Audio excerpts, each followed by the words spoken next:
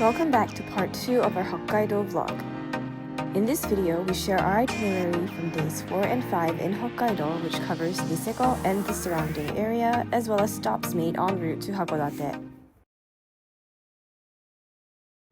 We started off the day with breakfast at the hotel, which was included in our stay. There's a small kids section which my little ones loved, a cold cuts and salad section, a decent spread of cooked dishes, a Japanese section with lots to choose from including fresh sashimi, so I made my own kaisendon, and they also had a selection of delicious freshly baked goods. Before we dive into the itinerary for the day, I wanted to take a minute to mention that if you're wanting to stay at Park Hyatt Niseko and don't care much for snow sports, book your trip during off-peak season because we stayed at this beautiful property for about $450 a night, but the rates are 4 times higher during peak ski season. Back to the itinerary, our first stop of the day was Ostrich Arishima Second Farm, where we made a quick stop to feed the ostriches. The kids enjoyed this activity until... Oh, man! But it was still a unique experience and worth a quick stop. Next, we drove down to the Lake Toya area, stopping at Sairo Observation Deck. This breathtaking view of Lake Toya was definitely worth a 30-minute drive, and you can even pay for a helicopter ride above the lake, but we didn't do this since we were short on time. Instead, we admired the view and took some photos and bought some souvenirs from the gift shop. We spent about 30 minutes here before driving off to our lunch spot for soup curry, which is a dish native to Hokkaido. It was so good and really hit the spot. After lunch, we headed over to the Mount Usu Ropeway and made it just in time to catch the last ride up. We had about 20 minutes to explore, so we ambitiously decided to go further up the mountain. It definitely took more effort than we anticipated, but it felt like the right thing to do since we paid to come up here. You can also see the Mount Usu crater from this viewpoint, but learn from our mistakes and take the earlier ride up, so you can spend more time exploring and not have to rush to catch the last ride down like we did. The sun was about to set at this point, so we decided to head back to the hotel for room service. The drive back was about an hour long, but we were treated with some beautiful sunset hues.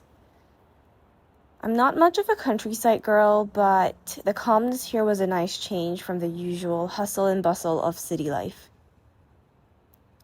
We went all out for room service and just chilled for the rest of the night. Sadly, we have to check out of the hotel today, so we loaded the car after breakfast and bid farewell to Mount Yote as we drove towards Hakodate, making several stops along the way. Our first stop was for lunch.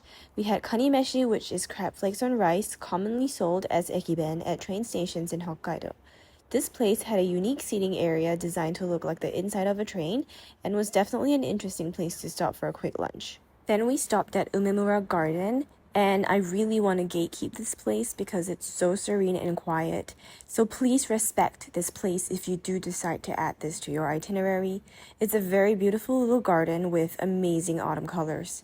Not a lot of time is needed here, so we spent a quick 20 minutes walking around and just getting some fresh air and admiring the warm autumn colors everywhere.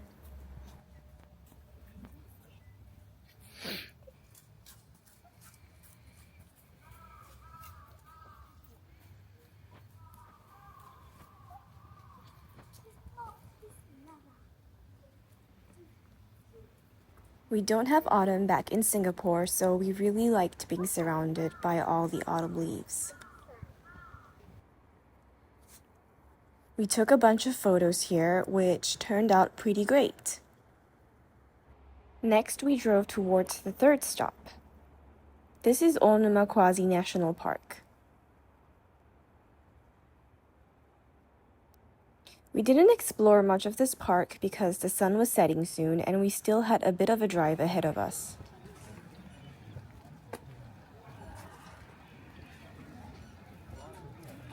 We spent some time taking photos around the park and even stumbled upon some Halloween pumpkin decorations.